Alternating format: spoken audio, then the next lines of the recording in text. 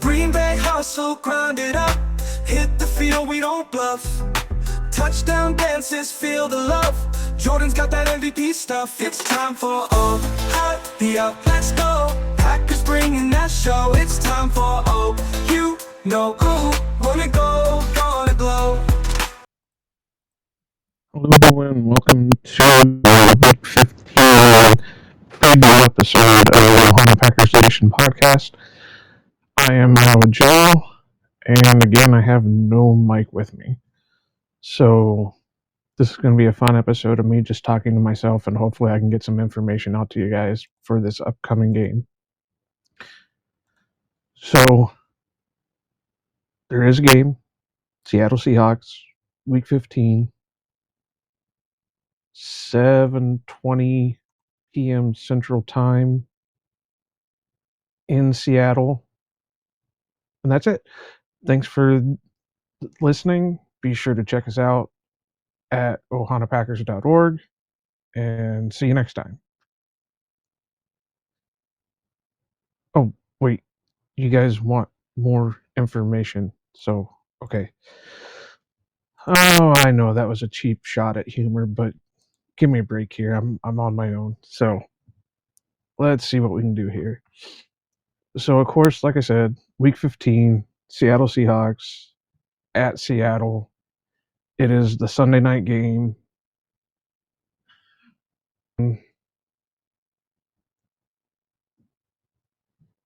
Let's start with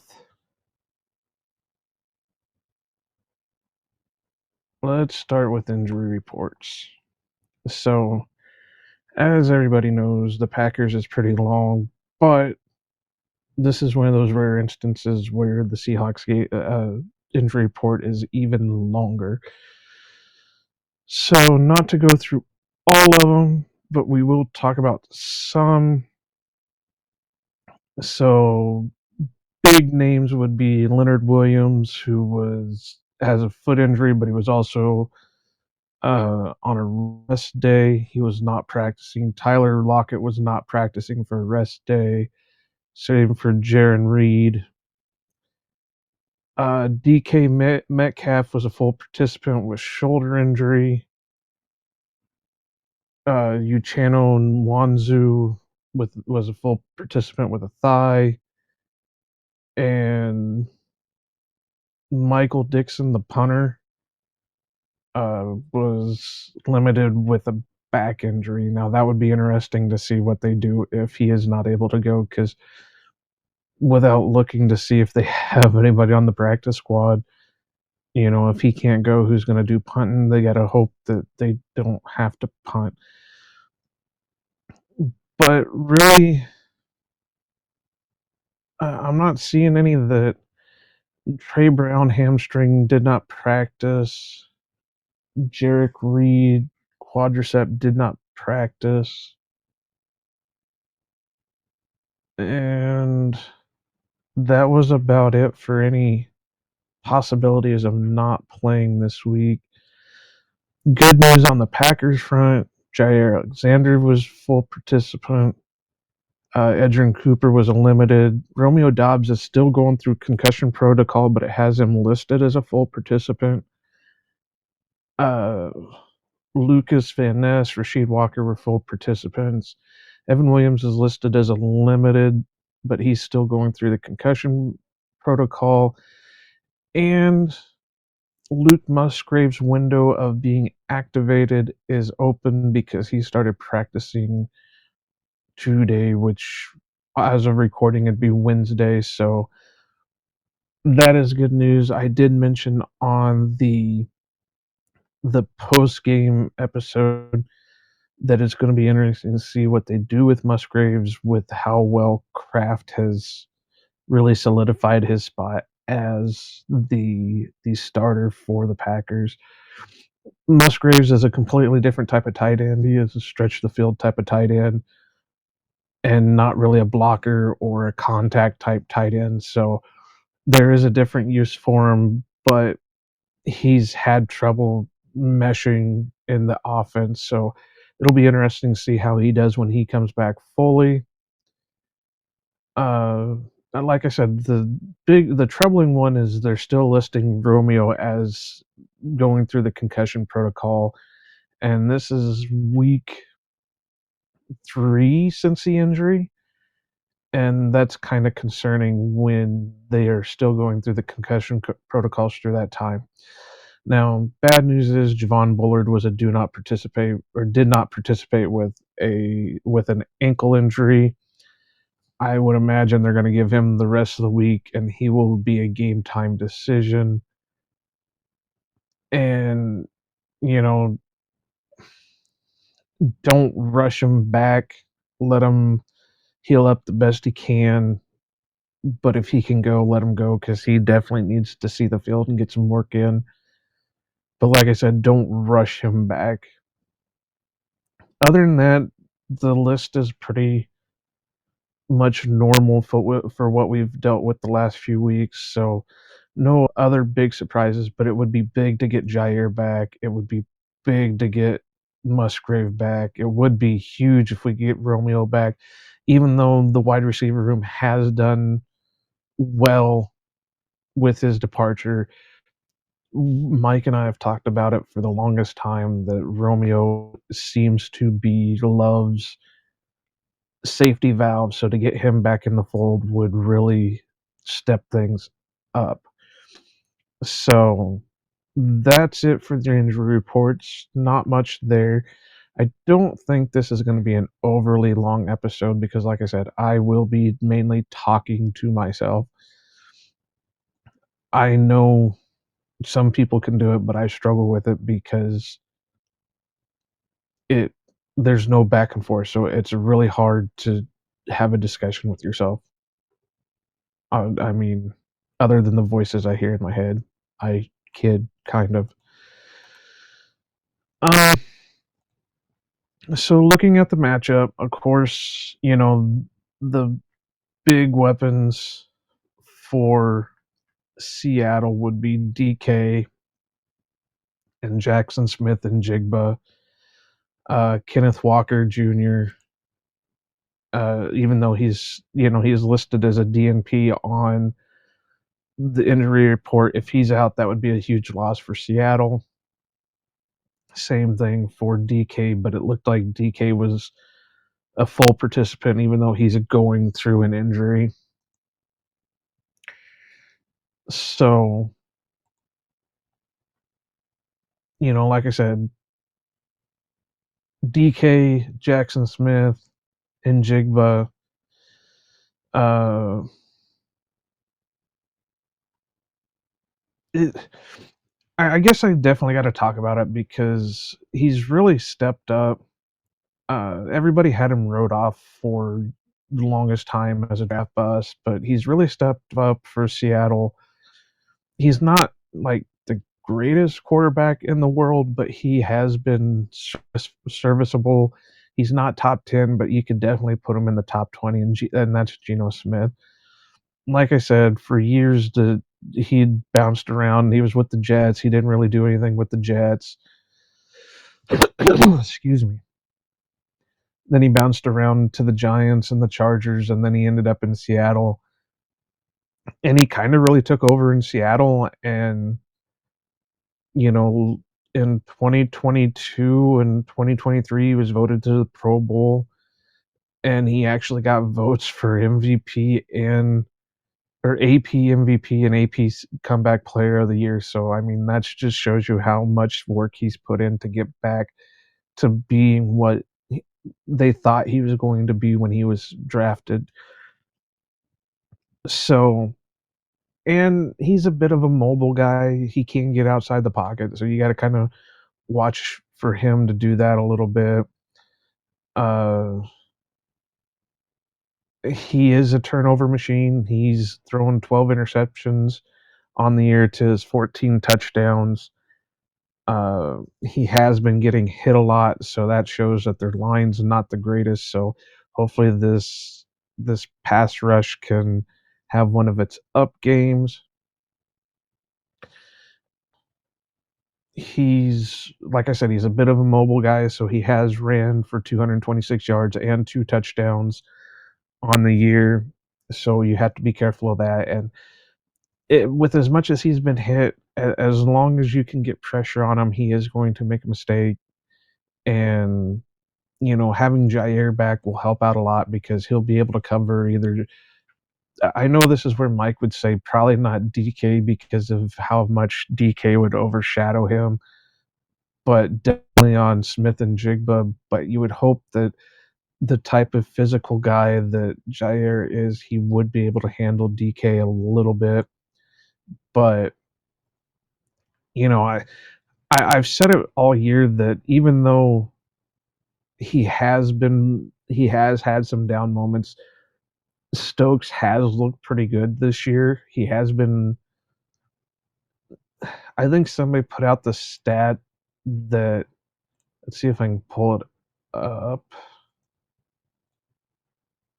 that he's, let's see here, can I get to it real quick?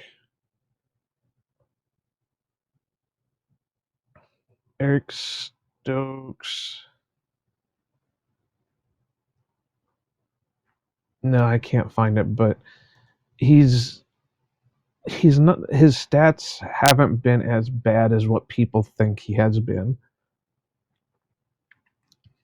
So, while this may be his last year in the league, not in the league, but on the Packers, he may be back on a cheap deal or whatever, but he has been serviceable again this year, and he definitely hasn't looked like his rookie year, but he was definitely better than his sophomore slump year.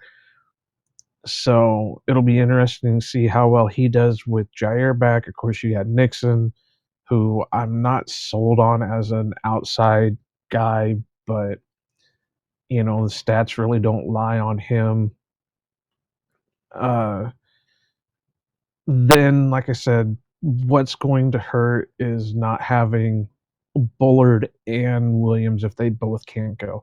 I have a feeling Williams is going to be an up to game time type deal because with it being a late game, they give him a little, it'll give him a little bit longer for the concussion protocol. And Bullard, I really don't know. I know he left the game with the ankle. I don't know how severe it was. I didn't get a chance to listen to any of the press conferences. So, if it's just a sprain, maybe they give him up to game time. If it's anything more, then he's definitely going to be out. So it's the next man up. You gotta hope it's not Zane Anderson. Maybe they'll give Katan Oladapo a chance, or I don't even know. Do they have safeties on the practice squad? I know they've got like Kalen King and Hayden, but those guys are corners. They do have a couple of safeties, or at least one safety on the practice squad. Omar Brown, rookie out of Nebraska. I don't know much about him, but maybe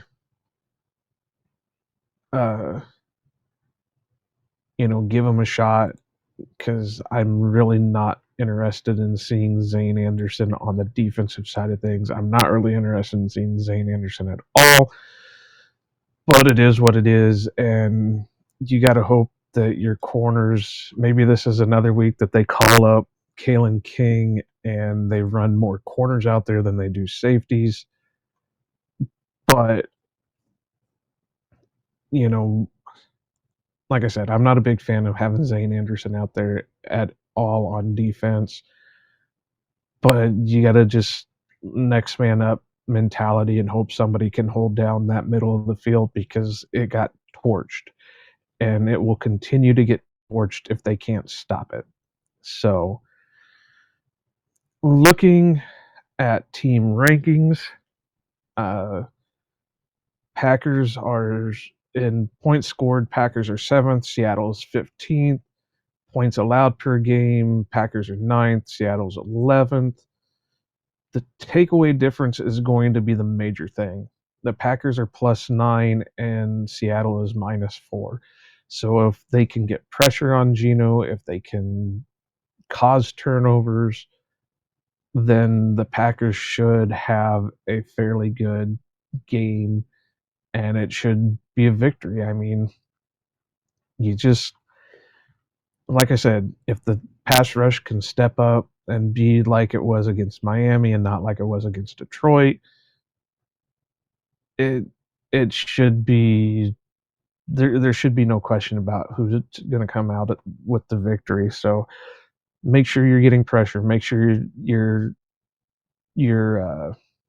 what's the word? You're creating opportunities and you're taking advantage of those opportunities for turnovers. The passing yards per game, Packers are 10th, Seattle's 3rd, so they do love to pass the ball more. That could also be, junk time passing yards also. I mean, they've only got one more loss than the Packers, so yeah. But Gino's been throwing a ton. He's got 3,474 passing yards. That's almost 1,000 yards more, or no, 1,300 yards more than what Jordan Love has. Rushing yards per game is the big difference. The Packers are 5th, and Seattle is 27th. So if they can hold down the run, cause the turnovers, cause Gino to make the mistakes, again, it should not be that bad of a game for the Packers. The big difference, and you got to hope with Jair coming back, if he is back this week, Packers defense, defensive passing yards per game, they are 21st, or allowed per game, they're 21st, and Seattle is 10th. So that means Seattle has had a lot better chances with throwing the ball than they have running the ball. So that doesn't bode well for the middle of the field. You got to hope with Jair back, get some healthy bodies in there. It'll change. Hopefully, like I said, Warner Bullard or Williams will be there, and that will help out tremendously. Otherwise, it's going to be a long day for that secondary. But what will help, Packers' defensive rushing yards allowed a game, they're 9th, and Seattle's 21st, which bodes well for the Packers with the amount of rushing yards that they are allowed, or they have per game. So I expect a healthy dose of Josh Jacobs, a healthy dose of Emmanuel Wilson, Chris Brooks. I would even open it up and send Malik Willis out there for some RPOs, some misdirections, even a wildcat or two, really pull out the playbook. I'm not gonna really do over unders just because I would be doing them against myself. I do have a couple of STFUs that they're just kind of soft ones that I did bring up a little bit during the the post game show, and that was Darius Smith and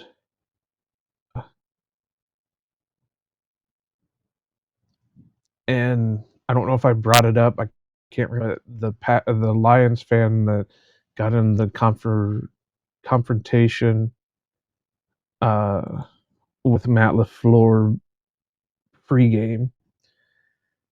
So I'm trying to pull up the quote here real quick.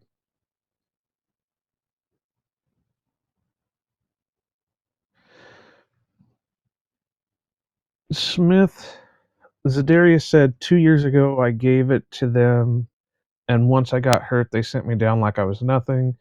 But I'm glad to be on the other side now. I had a chance to go to the Vikings, get my revenge, and I came to Detroit and got my revenge again. You got to give it up, man.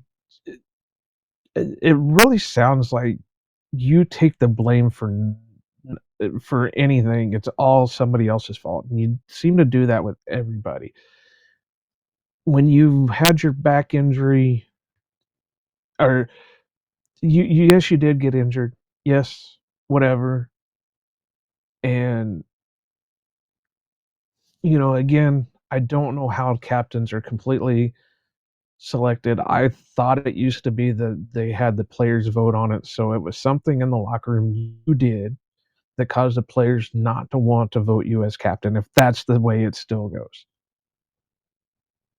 If it's not, then it was complete coach's choice, but you can't always get what you want.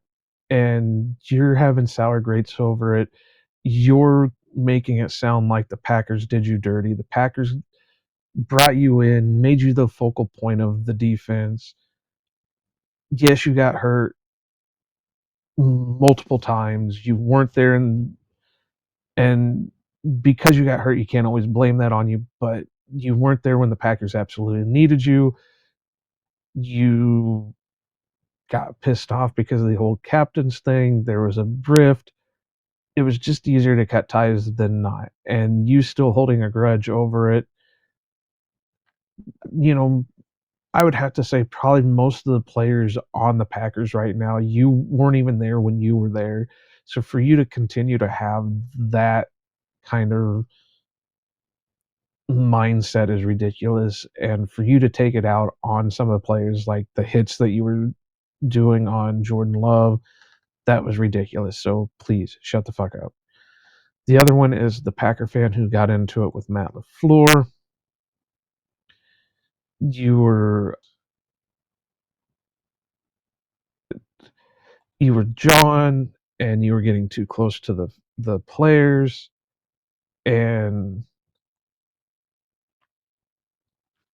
you brought it onto yourself. And I'm glad they finally did something. It's kind of ridiculous that they waited until halftime to kick you out. Um, but I did see today that you had your season tickets revoked, so sucks to be you. Shut the fuck up next time. So I've rambled on for as long as I can. Really, like I said, the keys to the game would be just a heavy dose of rushing attack, open up the playbook a little bit more. We did see them go for a flea flicker that didn't succeed very well, but let's see a little bit more of it. Let's see some stuff go full stop, full send on this stuff. We're in the later part of the season.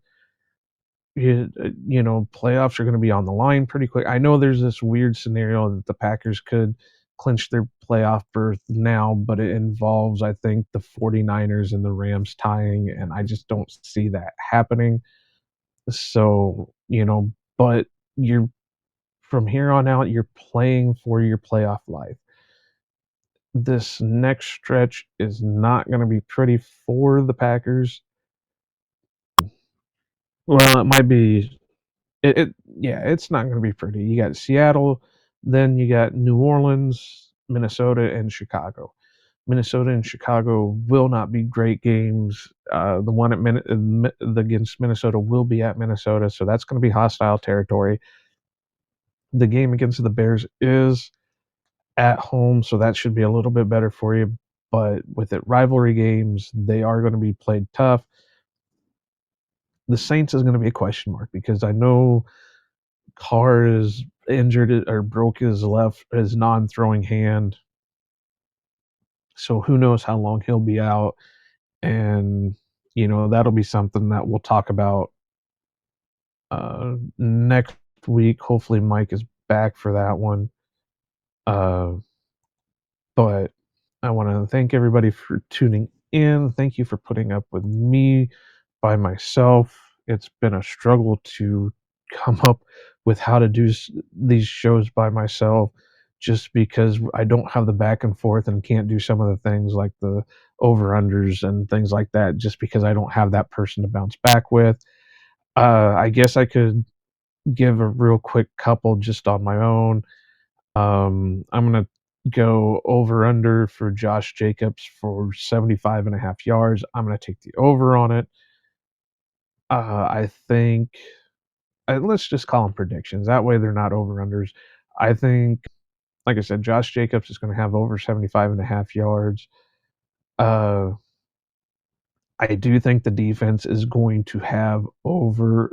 I think the defense is going to get at least one interception, so I'm going to put a 1 up there for them. And I think they're going to get over. I think they're going to at least get a 1.5 sacks, just because that seems to be the motif for the Seattle Seahawks right now. And I think I'm going to go over. Josh Jacobs is going to have more than 2.5 touchdowns also. So, if anybody's keeping track, let me know. It would be great to see how Mike and I are doing on over-unders. So if you are keeping track somehow, let us know. Send us a comment, send us an email, send us a message, something. Let us know how we're doing on these over-unders. Maybe I'll make Mike sit down and listen to all the shows again and do a tally of them or something, and we can add that to our annual award show for best prognosticator. But again, thank you for joining me. Thank you for putting up with me. Thank you for dealing with me.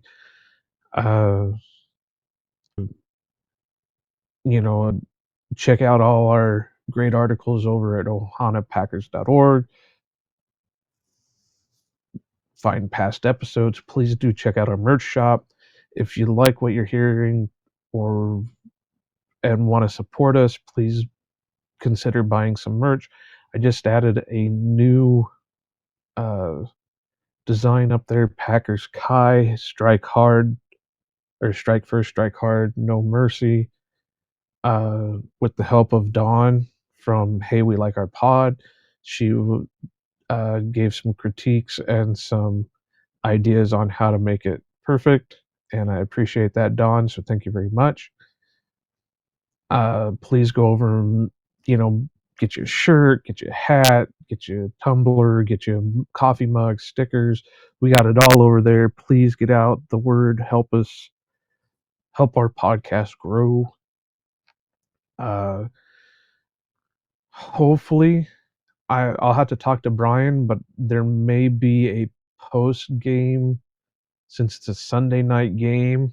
So be sure to tune in for that. It'll be live on YouTube, Twitch, and probably Instagram.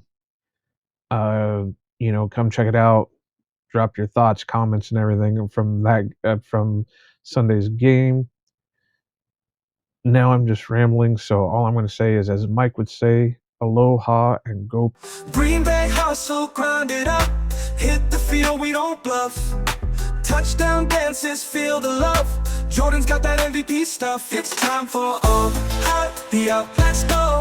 Packers bringing that show. It's time for you know who.